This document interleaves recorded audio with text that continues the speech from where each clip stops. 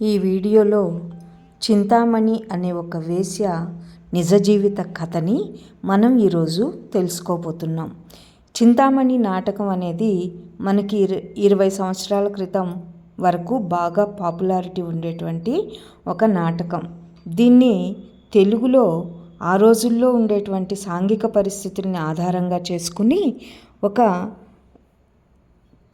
కాళ్ళకూరి నారాయణరావు గారు ఈ నాటకాన్ని రచించారు. అయితే ఇది ఊరూరా ప్రదర్శించబడుతూ ఉండేది. ఈ వేశ్యావృత్తిని అనేటువంటి దురాచారాన్ని ఖండించే విధానంలోనే ఈ నాటకం చెప్పబడుతుంది. ఈ నాటకాన్ని లీలాసుకుడి చరిత్ర ఆధారంగా రాయబడింది.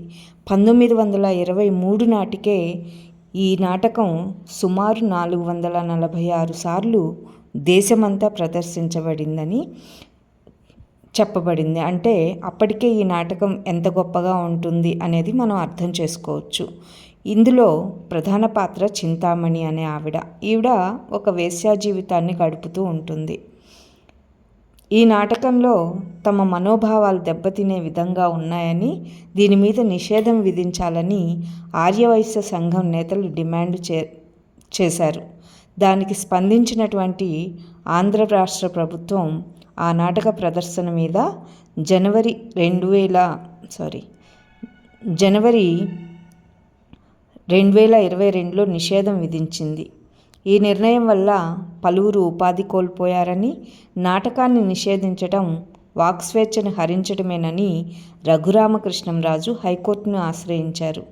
విచారణ చేపట్టిన ఏపీ హైకోర్టు ఈ రాష్ట్ర ప్రభుత్వ ఉత్తర్వులపై స్టే విధించేందుకు నిరాకరించింది.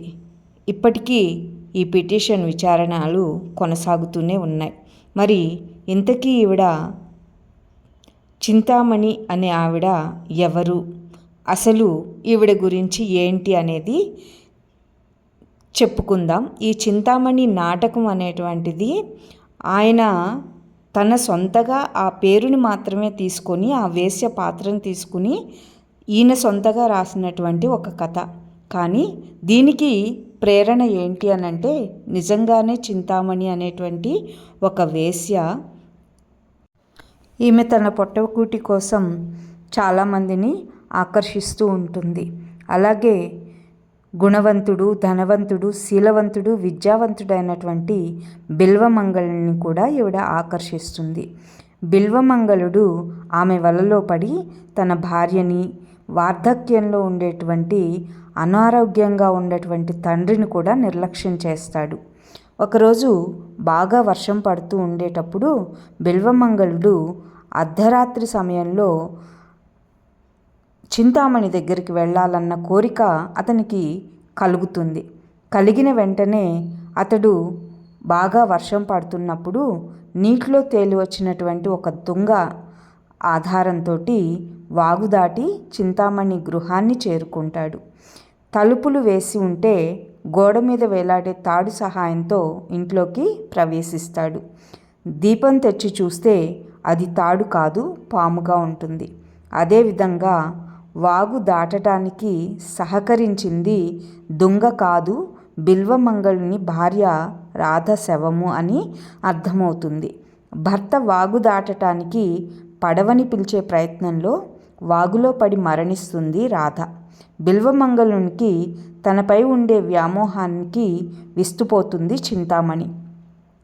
బిల్వమంగళునిలో పరివర్తన వస్తుంది. ఆ రాత్రి చింతామణికి శ్రీకృష్ణుడు కనిపిస్తాడు. దాంతో ఆమెలో వైరాగ్యం కలిగి సన్యాసం తీసుకుంటుంది. బిల్వమంగళుడు కూడా సోమదేవ మహర్షి పిలుపు వల్ల ప్రభావితుడై ఆశ్రమ స్వీకారం చేసి అనంతర కాలంలో లీలాసుకుడు అనేటువంటి బిరుదుని పొంది యోగిగా మారి శ్రీకృష్ణ కర్ణామృతం అనే సంస్కృత గ్రంథాన్ని రాశారు. ఇంకది ఎలా ఉంటుందో దాని గురించి ముందు తెలుసుకుందాం.